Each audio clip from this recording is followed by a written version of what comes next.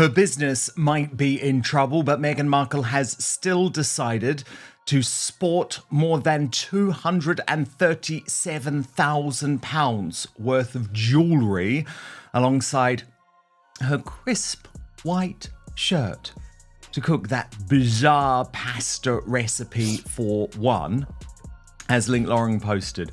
Wearing $320,000 worth of jewellery while you cook pasta in a rented mansion is definitely relatable. Keep going, Meghan. And of course, where's Harry? That's what everyone wants to know. But these two at war over their individual projects. Joined now by royal YouTube sensation, according to Taz. Tash. Hiya, Dan. Great to see you. What was going on with the fact that she was wearing all of this jewelry? I mean, as the Daily Mail reported, while most home chefs will remove their gems before getting stuck in, Meghan decided to cook up a storm in her diamonds, gold Cartier jewelry, and her weighty engagement ring. On one hand, the former senior royal, who wore a crisp white shirt to cook a Mediterranean dish, sported Princess Diana's Cartier watch worth £17,800. That was on top of her 18-carat gold Cartier Love bracelet, which retails at £7,000. The bracelet's screw motif symbolises eternal love. Well, she certainly doesn't have that. Plus, the Jennifer Meyer mini tennis bracelet, £2,370. Is this really relatable, Tash? Oh, Dan, honestly, I mean, I wear all my jewels all the time. I think with Meghan, you know, she does live in Diana's tank watch and that tennis bracelet and the Cartier Love bracelet, which has always puzzled me because that was a gift from her first husband, Trevor Ingleston. It signifies chastity and because it's based on the old chastity belt, it has to be screwed on and off. And the fact that she's still wearing this all these years later, married to Harry, cooking dinner for one, great to be picking up on that as well. Yeah, of course. I mean, you have got basic hygiene standards. I mean, if you're cooking for lots of people and stuff, I mean, it's different to when you're cooking for yourself. But Meghan, even when we saw her on her show cooking, her rings, even her friends, she's even had the people helping her cook, and they're all wearing their jewelry. And I think that's pretty gross. I mean, I learned that in home economics at school when I was 11 years old. You take off your jewelry when you're cooking. As I said, this might be slightly different for she's cooking for herself, but at least she wasn't cooking a red pasta sauce, which she did do on With Love Meghan. And that, Dan, stressed me out so much in a big white billowing shirt. Meghan does have to show off how she has got lots of expensive jewels. And it is that kind of expression I see a lot of people using where they say about new money. But yes, I mean, each to their own, but I think they will have to get a crowbar to get Diana's jewelry off of her. I know, it'll be interesting who wins that in the divorce. Now, Tash, there is certainly tension going on here, though, because Meghan has been coming under increasing criticism for refusing to publicly support Prince Harry at all in the Centre Bali mess. And of course, he is just refusing to have anything to do with trying to help her get as ever off the ground. There's a new undertone in Sussex-land, and it isn't subtle.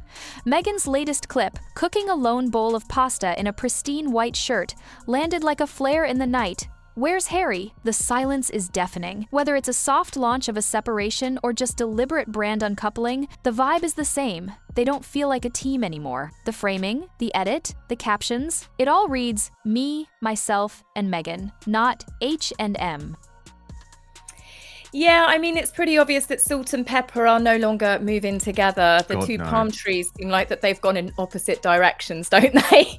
I mean, Harry not getting involved with as ever, that could be Meghan. She thinks that she is the star after all. She thought that she was the star the moment she became his girlfriend and then gradually tore away at his confidence. And then he just gave her the microphone in the end. So that might be her. I'd imagine Netflix want Harry more involved with the show because they know Harry is the only reason anybody watches anything that she does or reads anything that she talks about. It's because of him and, more importantly, his connections to the royal family. But for her not supporting him, I mean, Harry's really been going through it. And I don't know if they're playing games. We know they like to cause speculation because they want people to talk about their relationship all the time. And then they pop up again, don't they? Looking more in love than ever before, or having a nice smoochy picture. But I think there does seem to be something going on that seems to be a very, very big professional split, as it were. I mean, Harry didn't even feature in any of her birthday posts, her photographs. It was all very much Meghan on her own. And now you've got Meghan making a dinner for one. It's almost like she's hinting and she wants the world to know that perhaps it goes a bit further than just a professional split. Yeah, indeed. Especially given that As Ever is in deep trouble. According to Rob Shooter, this week, the brand running out of cash, these are his words, Tash, drowning in debt, facing lawsuits from unpaid vendors. He quotes an insider describing it as a disaster with no leadership, no direction, and no money. He says they blew millions on PR without securing supply chains. It's business 101, and they skipped it. He also says that unless she secures a last-minute lifeline, the brand could fold within months. This isn't just rocky, one insider says, it's already sinking. And in reality, we know, Tash, that just a bit like David Beckham in the early years of Victoria's fashion brand, it is going to be Harry who has to end up bankrolling this utter commercial disaster. Big news, Outspoken is now available as a podcast too. So please do subscribe wherever you get yours, Spotify, Apple Podcasts, and make sure you rate and review. I'll take 5 stars, if you may. Yes, I mean, he is the only reason why they have everything that they have. I mean, just because of his family, really, but also after they declared Megxit, it is very much the deals are for Harry. That's why Spotify was reportedly so upset that Harry only featured in one Christmas episode, and I think he had a quick walk-on part where he giggled in the background when Serena was on.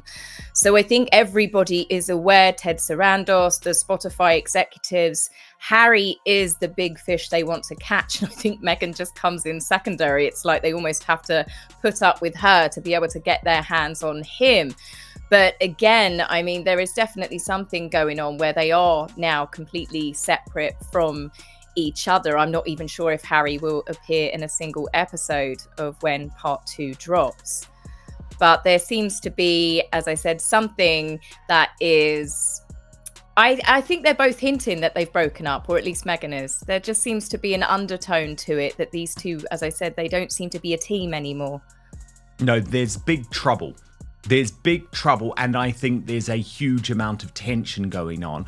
What's going to be very interesting for me, Tash, is when we see With Love Meghan next week. Does Netflix really care about this brand? And I don't think they do.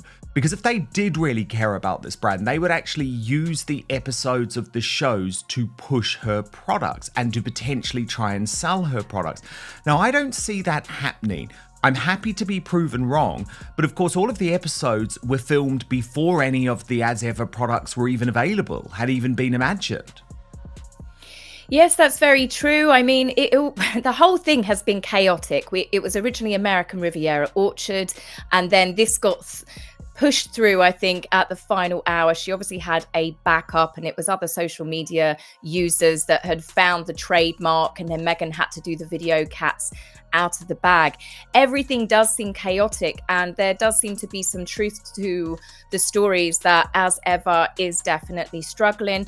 I did read, I think it was even an Archwell spokesperson, not Archwell, but somebody, well, they always say a source, don't they? And it was to do with Meghan is actually changing suppliers for her teas. Once it got found out that she was using one of the other suppliers that basically package white label goods, don't they? They just stick whoever's label on it and ship it out.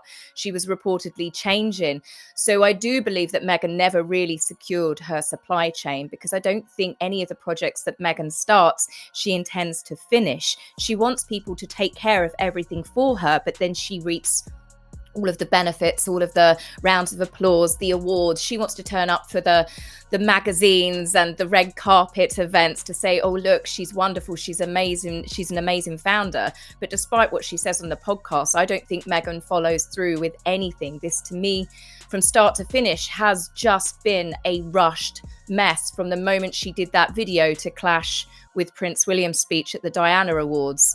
There has been no consistency with American Riviera Orchard, or now you have As Ever. And like you said, Netflix are not promoting the products. And you think if they were so confident that this show and their investment in Meghan's As Ever line, they would have talked about perhaps doing a season 3. They do announce before shows have even finished season 2, don't they? When they know it's going to be popular, they commit to say, oh, hey, this is definitely going to be in the works. You know, they've signed this. They didn't. All they've said is we are going to unfortunately be stuck with a holiday Christmas special, which I'm sure, much like myself, Dan, I'm sure you cannot wait for. That no one asked for. Because if there's one person who doesn't in any way suggest a Christmas type of vibe, a celebratory vibe, a family vibe, it's Ms. Meghan Markle, who's fallen out with anyone who was ever close to her, with anyone who she used to spend Christmas with. I wouldn't even be surprised if Doria doesn't turn up this year. She seems so sick of it all.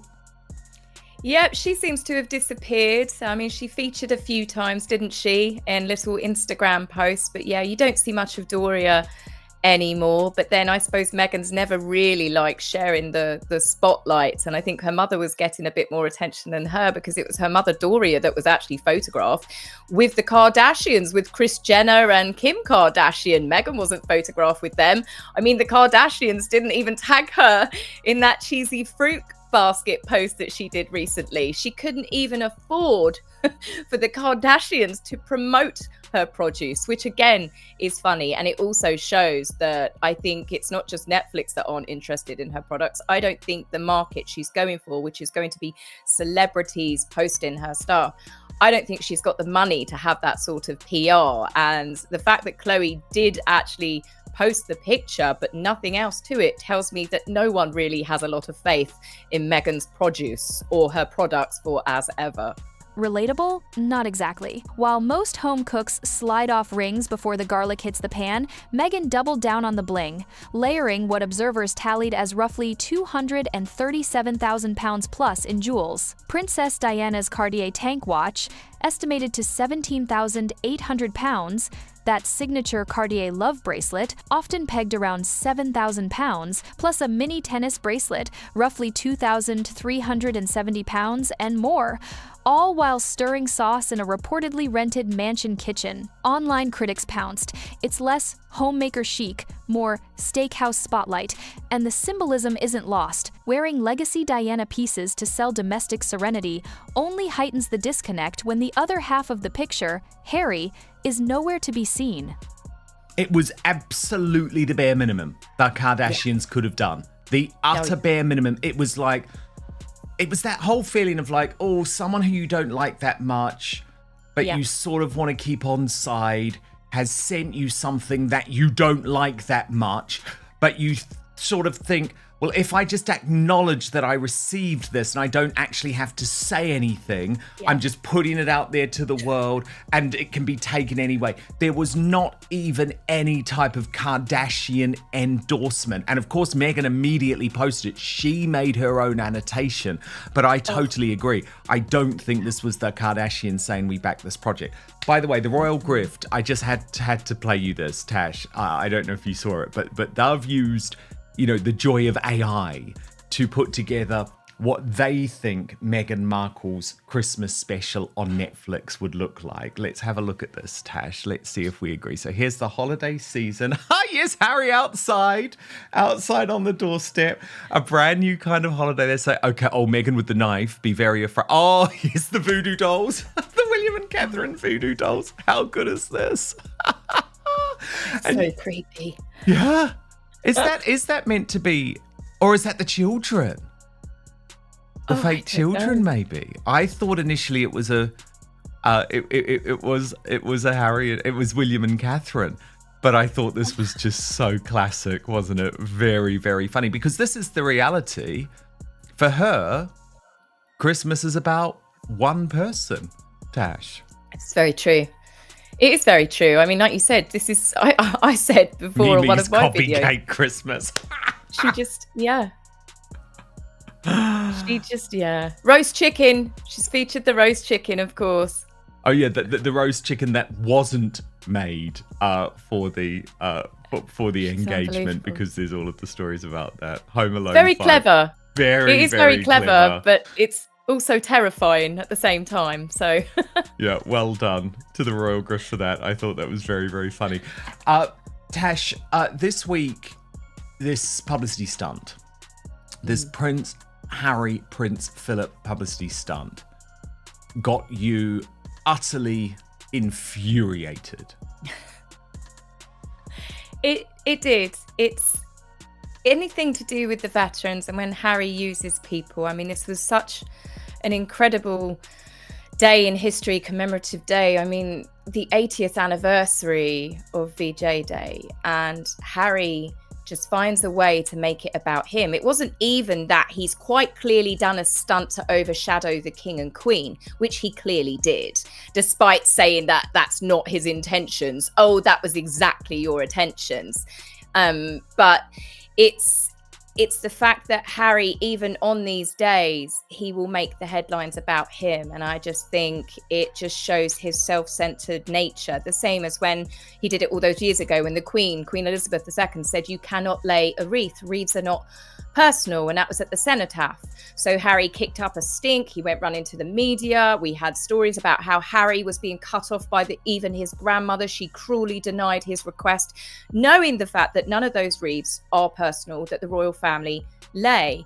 And then he's done it here as I think it's just, again, a middle finger to his father and, of course, Queen Camilla. Oh, of course it was. And Tash, can we just, because one of the things that I've got to be honest about on this show is the workings behind these things. And everyone knows this was a direct link from Team Harry and Meghan to the royal correspondent of GB News, who is a completely vile little twit called Cameron Walker. And what people need to know, Tash, because remember, I worked at GB News for a very long period, is this little guy is BFFs with Omid Scobie. And so this is all part of the new push by Prince Harry and Meghan Markle's UK PR team. We saw them part of that meeting with Tobin Andre outside Buckingham Palace. And it's like, don't treat us for fools. If Harry had wanted this letter to be private, it would have stayed private. And what they do, Tash, is they get friends, the UK friends, to leak immediately. We've seen this with Charlotte Griffiths. We've now seen it with Cameron Walker. There has been a big push behind the scenes at GB News for a whole load of very warped corporate reasons to try and get much closer to Harry and Meghan, just like we're seeing with the Daily Mail. And so you can't trust this guy's reporting. He's Team Harry and Meghan. It was the fact that it was an exclusive. The thing is, this was laid on Friday. Harry had got, I'm presuming, a paid member of staff to do this. They said friends, but I find that highly unbelievable, to lay it after the King and Queen had left. And the story wasn't picked up. I think Harry thought it would be picked up. And the fact that it took until Monday for somebody to even notice or to care about reporting, it's only because, as you saw with the GB reporting, it was an exclusive. I think that was someone in Team Montecito who then put in the phone call because it had gone either largely unnoticed or people didn't care enough. And this is, I think, something that Harry is really struggling with. People no longer associate him with the royal family. They see him more now as very similar to his wife. He's become a celebrity. He's lost that royal shine. People do not like to associate him to the royal family because he's burnt all of his bridges there and tried to burn the monarchy to the ground. And I think perhaps people did see it, but just no one actually cared enough to even comment on it, let alone report about it. So a phone call was clearly put in to one of their friends, as you call them, Dan. Exactly, they're friends who just happen to be on the payroll and have been speaking to Charlotte Griffiths every week for the past 8 months. And we know there are a few people working on behalf of Harry and Meghan. They haven't hidden this. Alex Rayner is one, and he's someone who has lots of dealings with the media. So there absolutely is an attempt to get the MSM, the regime media, back on side in this country, and to some extent it is working. However, Tash, the problem is Harry's empire is collapsing around him. So Centre Bali, he's out. It's finished for him. He can try and come up with a rival, but I don't think that's going to work. And so Dr. Sophie Chandoka, I think, is a far more credible figure than he is. Then you come to African Parks, and Tash, it is still astonishing to me. I mean, I will give credit to the Mail on Sunday, who did very good work on this, but it is still astonishing to me that the mainstream media have not realised the extent of this story. So I give credit to Newsweek this week, because you know I'll always give credit where it's due. I think they've been terribly in the tank for Harry and Meghan over the past few months, but this story was brave and very important. Prince Harry urged to quit charity where abuse allegations were upheld. The story quotes this man, Jonathan Mazowa, who is the communications director at Survivor International, telling Newsweek, "We think that Prince Harry and anyone involved in African Parks should either commit the organisation to a completely new way of doing business or step down." So this story isn't going away, Tash. I think it's going to be our job in the independent media to keep a spotlight on this, because eventually I think this becomes a massive scandal for Harry, and deservedly so, because remember, he still hasn't said a word. He's the president. Behind the ring light glow, the business pressure is real. Reports claim Meghan's new as-ever venture is wobbling. Talk of cash crunches, vendor disputes, and supply chain scramble. Meanwhile, Netflix is with love. Meghan arrives with episodes filmed before product lines were locked, meaning fewer built-in conversion moments. And where's Harry? Not boosting her launches, not popping up in promos. Just as Meghan hasn't gone loud for his recent headaches, the pattern is familiar. 2 solo campaigns, competing for the same oxygen. If he's barely in part 2, as some insiders speculate, it reinforces what the optics already say. Brand Sussex has split into 2 separate PR schedules. He's actually been, I think he stepped down last year as president. He's still on the board of directors, though. He's still got a very, very prominent role. And we saw when he went to New York last year, he was still promoting them. He was photographed on stage. And I can't get my head around it. I cannot get my head around that Harry would continue to link his name and to promote them for the atrocities that they have been committing, not just against the Baka people, but it's not just in the Congo. They have found cases where anywhere they've got the Rangers working for this organization, they have been treating the indigenous people absolutely horrifically, committing crimes against humanity. And Harry hasn't stepped down, yet you saw him quit Centre Bali because Dr. Sophie Chandoka stood up for herself. If he loved that organisation as much as he did, how is it that Harry, whilst crying about his life's work was stolen from Centre Bali, he didn't bother seeing those children for 6 years? But he's kicked how many stories every day have we had when that scandal broke of Harry trying to be a victim? But you've got real victims here. You are talking about the Baka people of the Congo. I mean, the story broke my heart to see the atrocities being committed out there, and Harry still promotes them. And I honestly, truly find that shocking. And then we had this report from Paula Frolick of News Nation this week, Tash. We can take a look at it, suggesting, and I know Angela Levin has been on this story for a long time as well, that things are getting really bad behind the scenes at the Invictus Games as well. Watch this. People are really starting to feel like they're kind of being used for good PR. You know, they don't really see him. They don't understand what the projects are doing right now. And they're saying, you know what? Once or twice a year, he and Meghan, or Prince Harry, flies in alone and swoops in to be like, these are the games, and get really great PR. And they're kind of annoyed. So other papers have reported that in the last 2 years, over 2,000 members of the Invictus Games have quit because they're very upset about feeling kind of used by the couple for, again, good PR. And it's really it's traumatizing. You know, Harry has said multiple times he just wants to dedicate his life to the charities. This year it has not gone well. You have Santa Bali, the charity he co-founded with Princeso and in Lesotho, and that, as we've been talking about the last couple of weeks, kind of went downhill. He had a fight with the chairwoman. It became public, and he quit the charity along with a bunch of board members. And just last week, the UK Charity Commission kind of blamed both sides, both Harry and the charity chairwoman, Sophie Chandaka, for bringing this fight public. Now, they did clear Harry of bullying.